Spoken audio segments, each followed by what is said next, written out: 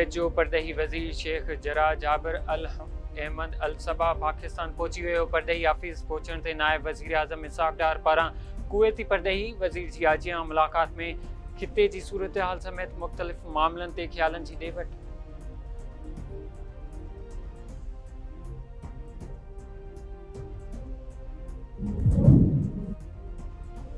आज़ाद कश्मीर जे चूंडनि में असां सां धांधली कई वई, ज़ाब्तनि जा बखिया उडेड़े धांधली जो मिसाल क़ाइमु कयो वियो। इलेक्शन कमीशन चूंडनि में एजेंट जो किरदारु अदा कयो। पोलिंग स्टेशन में बाहि लॻी, सोशल मीडिया ते वीडियो हलंदियूं रहियूं। तारीख़ में शयूं लिखजनि पियूं त मारींदड़ ऐं मरंदड़ केरु आहे, जंहिंजी दिलि चाहे थी मैंडेट चोरी कनि पिया। पीपी अॻवान हसन मुर्तज़ा ऐं ॿियनि जी प्रेस कॉन्फ्रेंस। संदसि चवणु आहे त मरियम नवाज़ जो वालिद कश्मीर वञी चए पियो त मूंखे वज़ीर आज़म बणायो। पीपी जी कयल महिरबानी सबबि वज़ीर आज़म जो मुतालबो कनि पिया। पंजाब जे इस्पतालुनि में 6 महीना वक़्तु न मिलंदो आहे। सॼो आज़ाद कश्मीर सिंध जे इस्पतालुनि मां इलाज करायो पियो वञे। पंजाब में स्कूल आउट सर्विस करे तालीम खे खंघायो वियो आहे।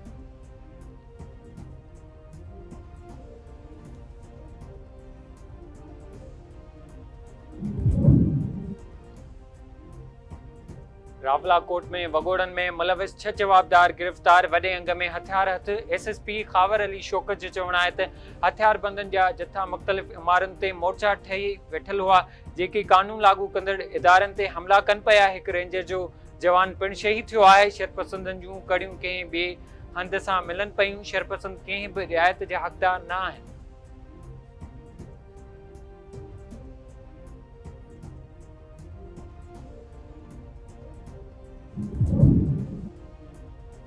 अमरीकी सदर डोनाल्ड ट्रंप तरफ़ां हिकु भेरो ॿीहर ईरान जे जबलनि एटमी ठिकाणनि पुलनि खे निशानो बणाइण जी धमकी। ईरान वटि एटमी हथियार न हुजण घुर्जनि, खेनि उहो सम्झणु घुर्जे। जेकॾहिं ईरान डील न कई त पुल एक्स खे बि तबाह कयो वेंदो, जंहिंखे ॿीहर ठाहिण में साल लॻंदा। डोनाल्ड ट्रंप जो ख़ाबरू इदारे खे इंटरव्यू। संदसि चवणु आहे त ईरान चाहे थो त जेकॾहिं उन्हनि मुआहिदो न कयो त अमरीका पुलनि खे तबाह करे छॾींदो। हक़ीक़तुनि में 2 कलाकनि खां बि घटि वक़्त में वॾियूं पुलूं तबाह कयूं वेंदियूं। पावर प्लांट हिकु ॾींहं में तबाह थी वेंदा। हू हिन वक़्तु तमामु मज़बूत पोज़ीशन में आहिनि।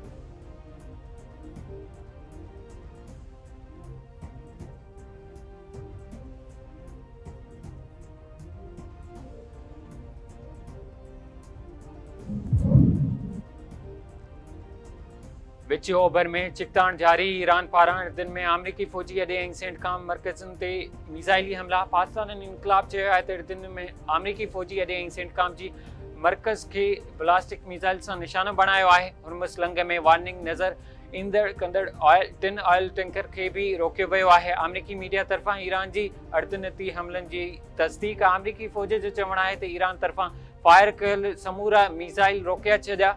अमरीकी फोर्सिस हाई अलर्ट आहे।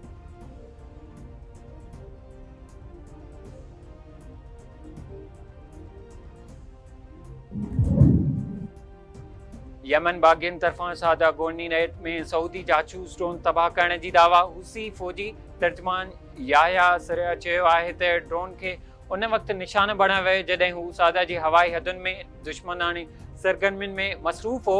हुसी ग्रुप मुल्की ख़ुदमुख्तियारी जी हिफ़ाज़त लाइ क़दम खणंदो रहंदो। उनखे कंहिं बि भंजकड़ी जो जवाबु ॾियण जो जाइज़ हक़ हासिलु आहे।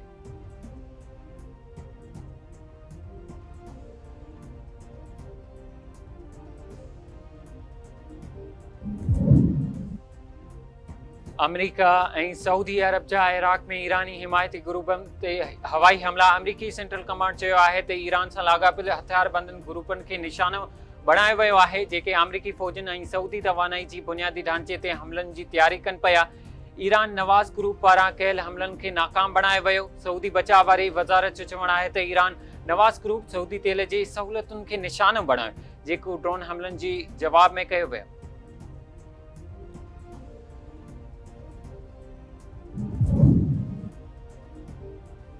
सऊदी परदेही वज़ीर जो क़तर, बहरीन ऐं कुवैत जे परदेही वज़ीरनि सां टेलीफोनिक राब्तो इलाक़ाई सूरत हाल ऐं तकरारी घटाइण जी कोशिश ते ख़्यालनि जी ॾे वठि। नार जे परदेही वज़ीरनि तरफ़ां नेविगेशन जे तहफ़्फ़ुज़ ते ज़ोर। ईरान नवाज़ ग्रुप जे हमलनि जी मज़ामत।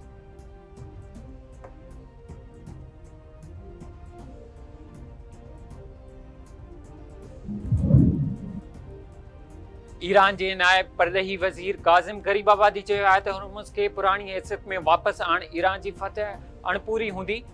कुझु मुल्कनि हुर्मुज़ में शिपिंग लाइ ॾखण में रस्तो ठाहिण जी तजवीज़ ॾिनी आहे। उहो क़दम इस्लामाबाद मफ़ाहमती याददाश्त जे उबतड़ हूंदो। ईरान गुज़िरियल ॾींहुं 15 ॾींहनि में अमेरिका सां ॻाल्हियुनि जो को बि मुतालबो न कयो आहे।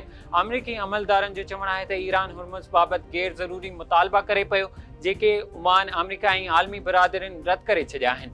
मुआहिदो रुगो हम आहंगी लाइ आहे, जंहिं में को बि टैक्स या फीस शामिल न आहे।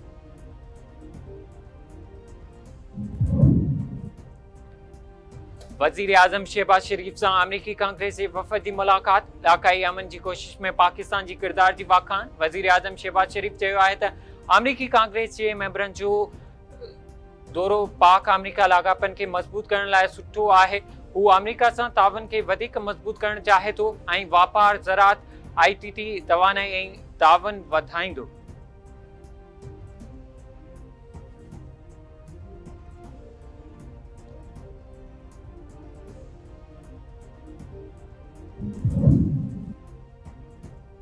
PP चेयरमैन बिलावल भुट्टो ज़रदारी पारां अज़ीम सूफ़ी बुज़ुर्ग ऐं शाइर हज़रत शाह अब्दुल्ला भिटाई खे भेटा पेश।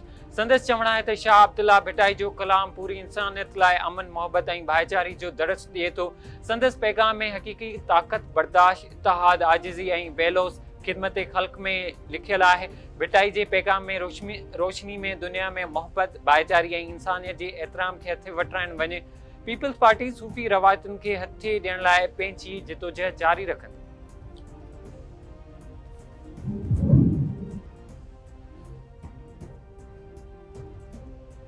शाइरनि जे सरताज शाह अब्दुल लतीफ़ भिटाई जे उर्स जूं तक़रीबूं जारी। गवर्नर सिंध निहाल हाशमी बिरशाह पहुची दरगाह ते चादर चाढ़ाई। उर्स जो सरकारी तौर इफ़्तिताह कयो। गवर्नर सिंध जो चवणु आहे त सिंध ऐं पाकिस्तान मोहबत, रवादारी ऐं अमल शाह जे रिसाले जहिड़ी अज़ीम आलमी ख़ज़ाने मां फैज़ हासिल करणु सिंधी माण्हुनि लाइ एज़ाज़ आहे।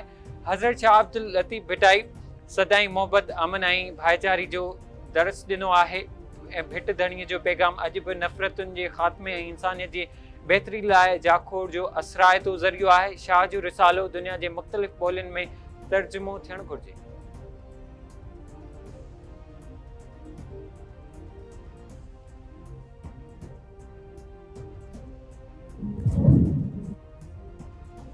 सिंध हुकूमत तरफ़ां कणिक जे नए किस्तनि जी तयारी लाइ टंडोजाम में पहिरीं स्पीड ब्रीडिंग लाइब्रेरी क़ाइमु। सूबाई वज़ीर मोहम्मद बख्श महर चयो आहे त जदीद टेक्नोलॉजी सां कणिक जूं नयूं जिन्सूं तयारु कयूं वेंदियूं।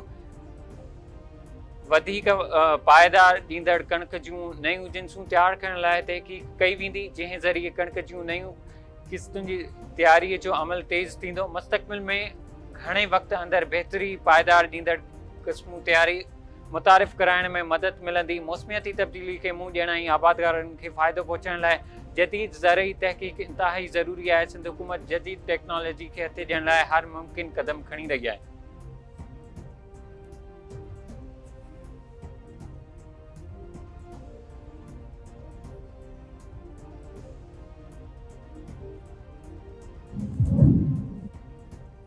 कराची जे इलाइक़े अज़ीज़ाबाद में हथियारबंदनि जी घर में हिकु ॼणे खे क़त्ल करे छॾियो। संदसि पुटु ज़ख़्मी। अज़ीज़ाबादी ब्लॉक 8 में हथियारबंद घर अंदरि घिड़ी फायरिंग कई। फायरिंग में 55 वरहनि जो समीउद्दीन रहमानी मारिजी वियो। नौजवान फसीह रहमानी ज़ख़्मी। वाक़े बाद लाश ऐं ज़ख़्मी अस्पताल मुंतक़िल। पुलिस जो चवणु आहे त 4 हथियारबंद घर में घिड़ी फायरिंग कई। वाक़े जी जांच जारी आहे।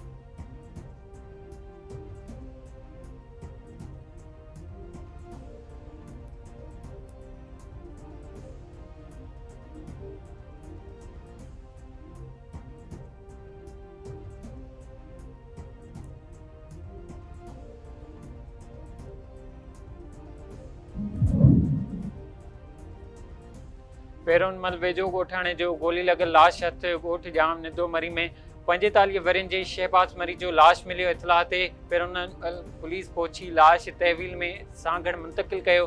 पुलिस जो चवणु आहे त वाक़े जी जांच कई पई वञे। पोस्टमार्टम रिपोर्ट बाद कार्रवाई अॻिते वधाई वेंदी।